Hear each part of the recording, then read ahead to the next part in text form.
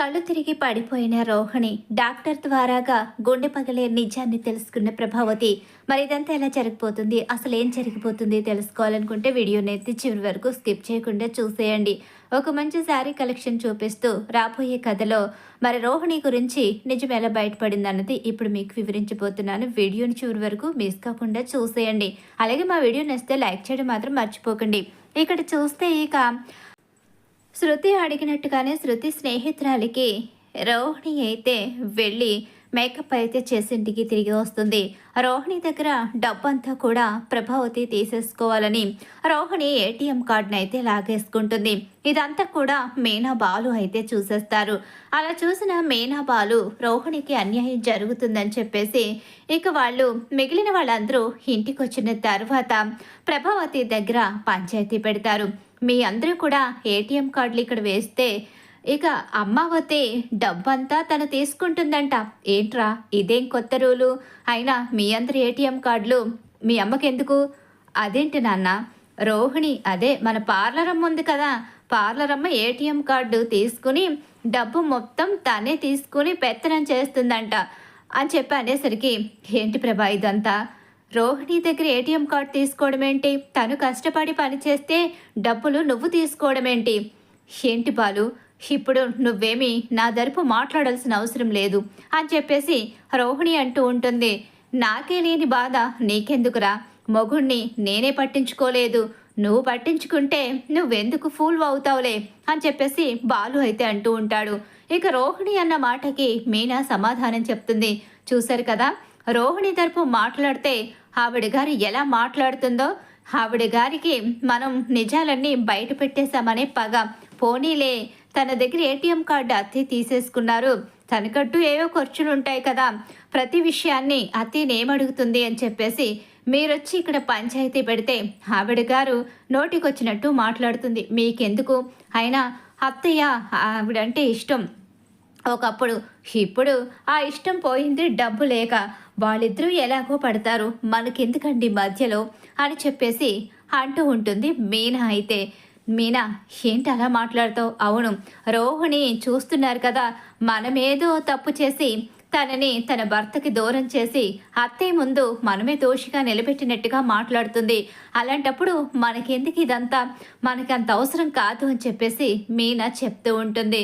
Parlour అమ్మ అలానే చేస్తుంది. ఎందుకంటే పార్లర్ అమ్మ ఎన్ని తప్పులు చేసినా నిజాలు బయట పెట్టకుండా తను తప్పుల మీద తప్పులు చేస్తూ ఉంటే మనం చూస్తూ ఊరుకుంటే పార్లర్ అమ్మకి సంతోషంగా ఉండేది. ఇదిగో ఉన్నాడు కదా ఈ లక్షలు మింగినోడిని ఎంతసేపు ఫోన్లు చేస్తూ, అలాగే మా అమ్మావతి ఆశావతిని మరింత ఆశావతిగా మార్చి అప్పులు చేసి డబ్బులు తీసుకొచ్చి ఇచ్చి ఇంక వీళ్ళను మలేషియా మాయలోనే ఉంచేది. కానీ ఆ మాయ నుంచి నేను బయటకు తీసుకొచ్చినందువల్ల ఈ పార్లర్ అమ్మకి నచ్చడం లేదు. వీడు కూడా అలానే మాట్లాడాడు కదా, మన కారణంగానే వీడి కాపురంలో కలతలు వచ్చాయని వీడు కూడా జీవితం అంతా ఫూల్ అవుతూ బ్రతుకుతామనుకున్నాడు. కానీ అది కుదరలేదు పాపం. వీడు ఎంతమంది చేతిలో ఫూల్ అవుతాడో ఏంటో అని చెప్పేసి ఇక బాలు అయితే అంటూ ఉంటాడు. ఒరే ఇదంతా తర్వాత మాట. అసలు ప్రభ నీకేం హక్కుందని రోహిణి దగ్గర ఏటీఎం కార్డు తీసుకోవడానికి? అత్తగారు అయితే నువ్వు తన డబ్బులు లాక్కొని అధికారం మాత్రం చేయడానికి కరెక్టు కాదు. నువ్వు పెత్తనం చేస్తే ఈ రోజుల్లో కోడళ్ళు ఎలా ఉన్నారో నీకు తెలుసు. ఇంకా శృతి, రోహిణి, అలాగే మీనా ముగ్గురు కూడా నీ విషయంలో నీకు గౌరవాన్ని ఇస్తూనే ఉన్నారు. ఆ గౌరవాన్ని కాపాడుకోవాలి అంటే నువ్వు ఇలాంటి పిచ్చి పిచ్చి పనులు చేయడానికి లేదు. నువ్వు ఇలాంటి పిచ్చి పిచ్చి పనులు చేస్తూ ఉంటే ఆ గౌరవం పోయి నిన్ను ఒక మూలన కూర్చోపెట్టే పరిస్థితి వస్తుంది. తను కష్టపడిన డబ్బుని తీసుకోవడానికి నువ్వెవరివి? అసలు తన కష్టార్జితాన్ని ఎలా లాక్కుంటావు అని చెప్పేసి సత్యం అడుగుతూ ఉంటాడు. ఏంటండి తన కష్టార్జితాన్ని లాక్కోవడం ఏంటి? తన కష్టార్జితాన్ని లాక్కోవడం కాదు, తను కష్టపడి ఈ ఇంట్లో డబ్బు ఇవ్వాలనే రూల్ ఉంది. అందరూ కష్టపడి తీసుకొచ్చి ఏంటి ఖర్చులకి ఇస్తున్నారు. ఇంతకాలం మనకి సాకులు చెప్పి తప్పించుకుంటూ వచ్చింది. ఇక మీదట తనకొచ్చే ప్రతి రూపాయి ఇంటి ఖర్చులకి ఇవ్వాల్సిందే. అలాంటి రూల్ ఏమీ లేదు. ఎవరికి నచ్చినట్టు వాళ్ళు ఇస్తారు. ఇవ్వగలిగితే ఇస్తారు, లేకపోతే లేదు. అంతేకాని నువ్వు వాళ్ళ ఏటీఎం కార్డులు లాక్కొని వాళ్ళ మీద అధిక పెత్తనం చేయాలని చూస్తే మాత్రం నేను చూస్తూ ఊరుకోను అని చెప్పేసి సత్యమైతే అంటూ ఉంటాడు. ఈలోగానే ప్రభావతి అయితే మాత్రం ఈ బాలుకి ఎందుకో ప్రతి విషయంలోని తలదూరుస్తాడు. అవును మరి, మా ఆయనకి ప్రతి విషయంలోని తలదూర్చడం అలవాటుగా మారిపోయింది. 4 దొబ్బులు తినాలి కదా. మంచి విషయంలోని ఈయనే తలదూరుస్తారు, చెడ్డ విషయంలోని ఈయనే తలదూరుస్తూ ఉంటారు.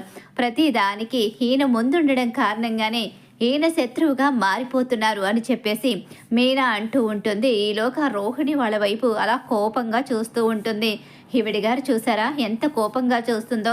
ఈవిడి గారు చేసిన తప్పుల్ని బయట పెట్టేసి ఏటీఎం కార్డు చేతికొచ్చేలా చేశారు కదా, అందుకని ఈవిడి గారికి మన మీద పగ అలానే ఉంటుంది. అయినా తప్పులు చేసేవాళ్ళు మారుతారు అనుకోవడం మన భ్రమ మాత్రమే. ఇక మొగుడిని మాయ చేస్తూ అత్తగారిని మాయ చేస్తూ జీవితం అంతా బ్రతికేయాలి అనుకుంది. అది కుదరకపోయేసరికి ఇప్పుడు దోషిలా అందరి ముందు తలదించుకునే పరిస్థితి వచ్చింది. అయినా కొంచెం కూడా బుద్ధి వచ్చినట్టుగా కనిపించడం లేదు. మీరు చెప్పింది నిజమే అండి. మొత్తం మీద ఇంకా ఏదో అతిపెద్ద రహస్యం అయితే ఉండే ఉంటుంది అని చెప్పేసి ఒక డౌట్ని క్రియేట్ చేసి మీనా అక్కడి నుంచి కోపంగా వంటగది వైపు వెళ్ళిపోతుంది.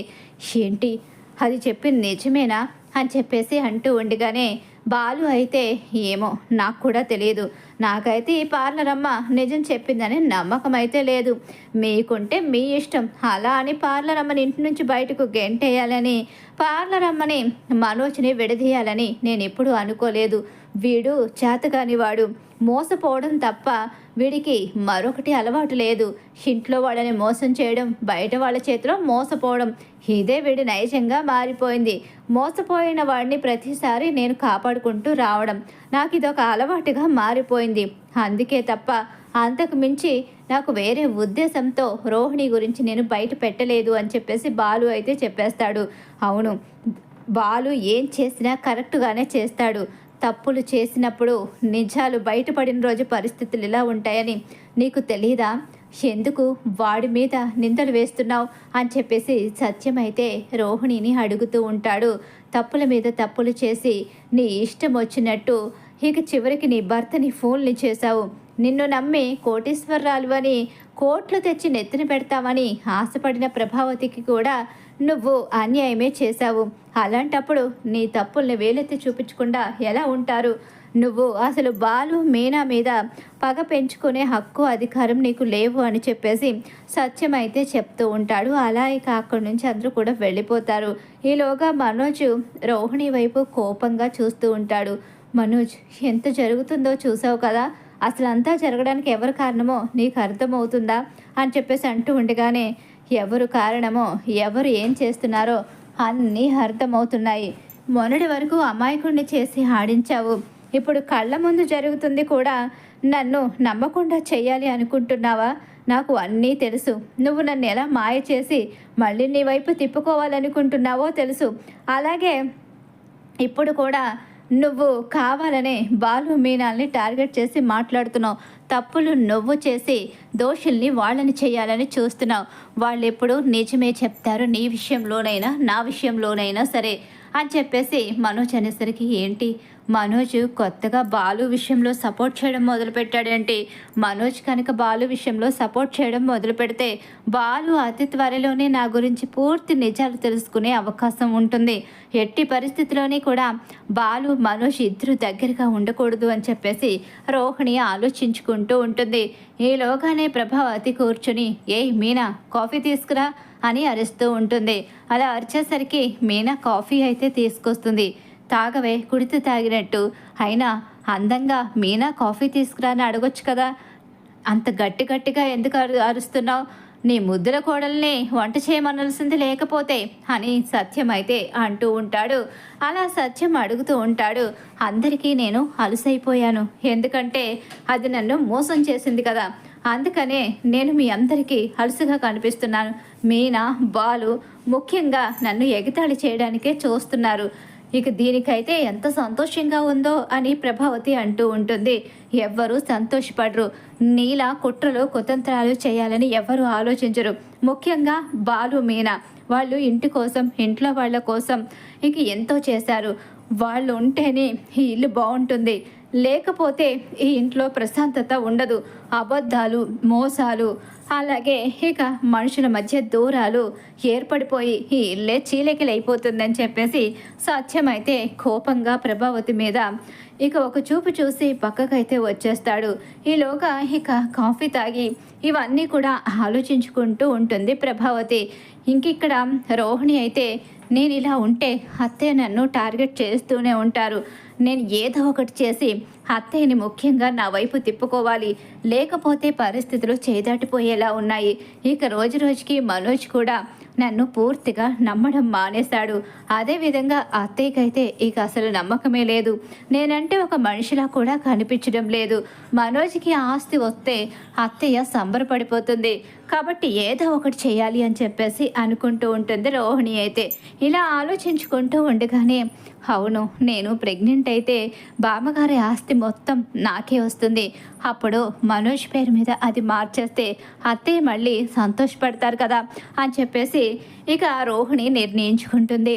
అలా నిర్ణయించుకున్న రోహిణి అయితే ప్రెగ్నెంట్ అయినా అవ్వకపోయినా ముందు ప్రెగ్నెంట్ నాటకాన్ని కంటిన్యూ చేయాలని నిర్ణయించుకొని ఇక హాల్లోకి వచ్చిన తర్వాత కళ్ళు తిరిగి పడిపోయినట్టుగా నాటకం అడ్డం మొదలు పెడుతుంది. ఇక అందరూ కూడా గబగబా వస్తారు రోహిణి దగ్గరికి. అలా వచ్చేసరికి ఏమైంది ఏమైంది రోహిణి అని గట్టిగా అరుస్తూ ఉంటారు. ఎంతమంది పిలిచినా రోహిణి లేవకపోవడంతో మనోజు టెన్షన్ పడతాడు. కానీ ప్రభావతి మాత్రం అలా చూస్తూ ఉండిపోతుంది. ఏమండి, డాక్టర్కి ఫోన్ చేయండి అని చెప్పేసి మీనా చెప్తూ ఉంటుంది. మీనా ఏమైంది రోహిణికి, అసలు అలా లేవడం లేదేంటి? సరే ఒక గ్లాస్తో వాటర్ తీసుకొచ్చి కాస్త మొహం మీద చల్లితే మెలకు వస్తుంది అని చెప్పేసి మీనా అంటూ ఉంటుంది. గబగబా శృతి అయితే కాస్త వాటర్ అయితే తీసుకొచ్చి రోహిణి ముఖం మీద చల్లుతూ ఉంటుంది. ఈలోగానే బాలు ఫోన్ చేయడంతో డాక్టర్ అయితే రానే వస్తుంది. ఏమైంది, ఎవరు పేషెంటు అని చెప్పేసి డాక్టర్ అయితే అడుగుతూ ఉంటుంది. ఈలోగానే స్పృహలోకి వచ్చిన రోహిణి కూర్చుంటుంది లేచి. అదిగో తనే కళ్ళు తిరిగి పడిపోయింది సడన్గా. ఎంతసేపు పిలిచినా లేవకపోయేసరికి మాకు భయమేసింది అని చెప్పేసి అక్కడ అందరూ కూడా చెప్తూ ఉంటారు. ఏం కాలేదులే, ఆవిడ గారు ఇది ఒక నాటకం అంతే, అంతకు మించి ఏం కాదు అని చెప్పేసి ప్రభావతి అయితే అంటూ ఉంటుంది. ప్రభా, ముందు డాక్టర్ వచ్చారు కదా, చూడండి ఎందుకు నీ సొంతంగా మాట్లాడతావు అని చెప్పి సత్యం అంటూ ఉంటాడు. ఈలోగానే ఇక రోహిణిని డాక్టర్ అయితే చెక్ చేస్తుంది. ప్రెగ్నెంట్ నాటకం ఆడాలి అనుకున్న రోహిణి అయితే ఇక డాక్టర్కి సైలెంట్గా డబ్బు ఇవ్వాలని నిర్ణయించుకుంటుంది. ఇక లోపలికి వెళ్తే అక్కడ ఇక మీరు చూసి చెప్పడానికి బాగుంటుంది కదా, ఇక్కడ కాదు ఇక్కడ అందరూ ఉన్నారు కదా అని చెప్పేసి లోపలికైతే తీసుకువెళ్తుంది. అలా తీసుకువెళ్ళి డబ్బులు ఇవ్వడానికి ట్రై చేస్తుంది. ఆ డాక్టరు బాలు తీసుకొచ్చిన డాక్టర్. ఇంకా డాక్టర్ అయితే డబ్బుకి లొంగే మనిషి కాదు. డబ్బు ఇవ్వడానికి నేను ప్రెగ్నెంట్ అని అబద్ధం చెప్పమని డాక్టర్తో చెప్తూ ఉంటుంది. ఏంటమ్మా ఎలా కనిపిస్తున్నాను? నేను డాక్టర్ని, అంతేకాని నేను ఇలా డబ్బుకి అమ్ముడిపోయే మనిషిని కాదు. ప్రెగ్నెంట్ లేకుండా ప్రెగ్నెంట్ అని చెప్తే రేపొద్దున్న రోజులు గడిచే కొద్దీ నీకు చాలా పెద్ద ప్రాబ్లం అవుతుంది. ఇంట్లో వాళ్ళు కూడా మోసపోయి నాకు డాక్టర్ వృత్తి కూడా పోతుంది. నేను అలా డబ్బుకు లొంగిపోయే మనిషిని కాదు అని చెప్పేసి అంటూ ఉండగానే అయినా ఏంటి ప్రెగ్నెంట్ అని అబద్ధం చెప్పమని అంటున్నావేంటి? అయినా నువ్వు ముందే ఒక బిడ్డకి తల్లివయ్యావు కదా, ఇది నీ రెండో ప్రెగ్నెన్సీ, కానీ ఇప్పుడు నువ్వు ప్రెగ్నెంట్వి కాదు. కాకపోతే అలా చెప్పమంటున్నావు. ఏంటిదంతా?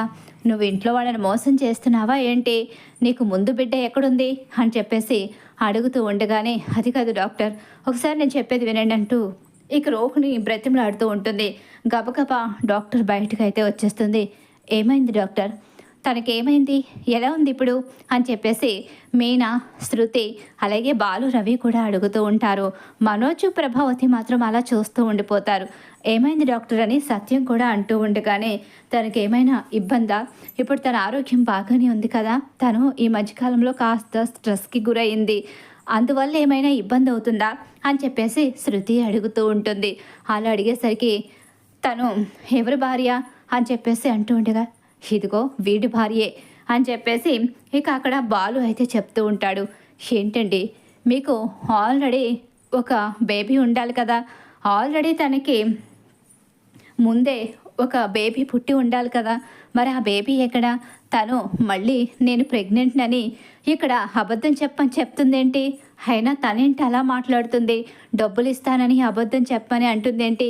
తన ప్రెగ్నెన్సీ విషయంలో మీరేమైనా ఇబ్బంది పెడుతున్నారా ఏంటి? అయినా ఆల్రెడీ ముందు తనకి ఒక బేబీ ఉన్నప్పుడు రెండోసారి ప్రెగ్నెన్సీ విషయంలో ఇబ్బంది పెట్టడం ఏంటండి? అంటే ముందు పాప పుట్టిందా ఏంటి? ఇప్పుడు బాబు కోసం తన్ని మీ ఇంట్లో వాళ్ళందరూ అరెస్ట్ చేస్తున్నారా అని చెప్పేసి ఇక అడిగేసరికి డాక్టర్ ఒక్కసారే అందరూ షాక్ అయిపోతారు. డాక్టర్ ఏం మాట్లాడుతున్నారు మీరు? మాకేమీ అర్థం కావడం లేదు. ఆల్రెడీ తనకి బేబీ ఉండడం ఏంటి?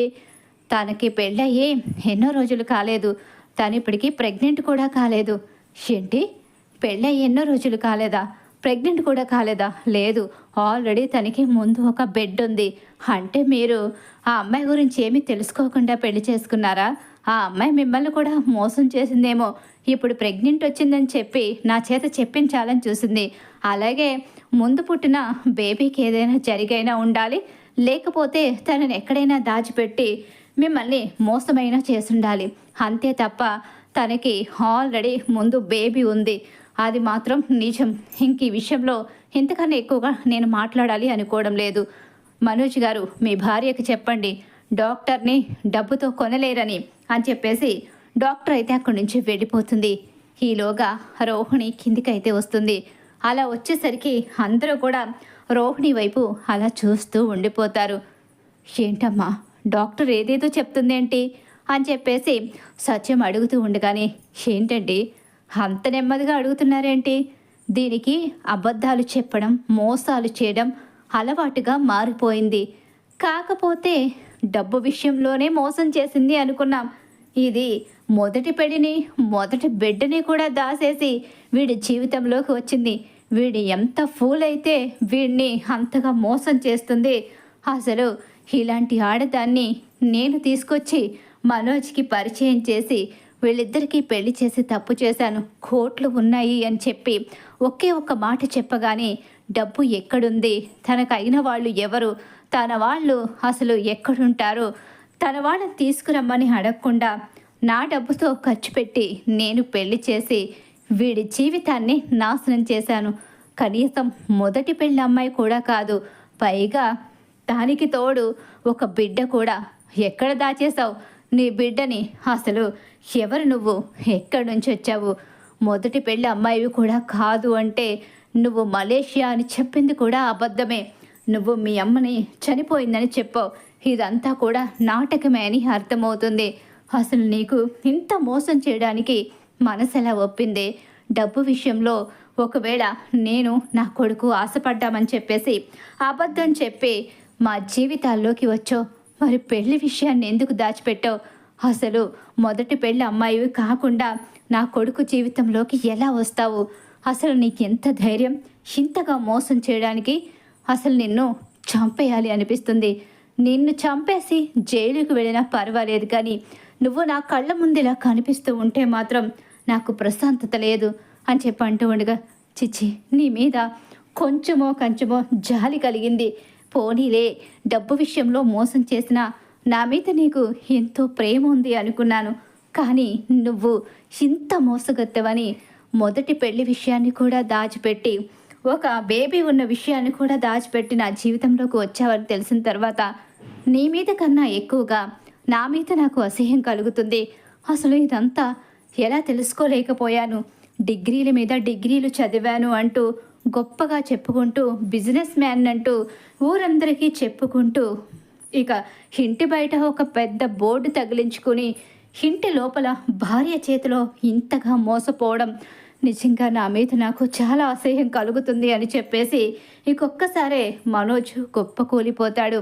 ఇంక ఇలాంటి ఆడదాన్ని నీ భార్య అని చెప్పుకోవడం కాదు, ఇది మన కళ్ళ ముందు కనిపించడానికి లేదు, ఇది వెళ్ళిపోవాలి, లేకపోతే చంపేస్తాను అని చెప్పేసి ఇక ఇంటి నుంచి బయటికి వెళ్ళిపోమని చెప్పి చెంప పగలగొట్టి తనని బయటికి తోసేస్తుంది. ఇంక ఎవ్వరూ కూడా ఒక మాట కూడా మాట్లాడరు. రోహిణి ఎంత మోసగత్తో తెలిసిన తర్వాత ఇక రోహిణికి సపోర్ట్ చేయడానికి కూడా ఆ ఇంట్లో వాళ్ళు ఎవ్వరూ ఇష్టపడరు. బాలు, మీనా, శృతి, రవి కూడా అలా చూస్తూ ఉండిపోతారు. సత్యంతో సహా అందరూ కూడా ఇక రోహిణిని అసహించుకుంటారు. అలా రోహిణి అసలు బండారం మరోసారి బయట పడిపోబోతుంది. మరి ఖచ్చితంగా రాబోయే కథలో ఇలా అయితే జరగబోతుంది. రోహిణి గురించి మరో నిజం బయటపడాలని మీరు కోరుకుంటున్నారా? అయితే వీడియోని తప్పకుండా లైక్ చేయండి. మా వీడియో కనుక మీకు నచ్చినట్లయితే పక్కనే ఉన్న హై బటన్ మీద క్లిక్ చేయండి.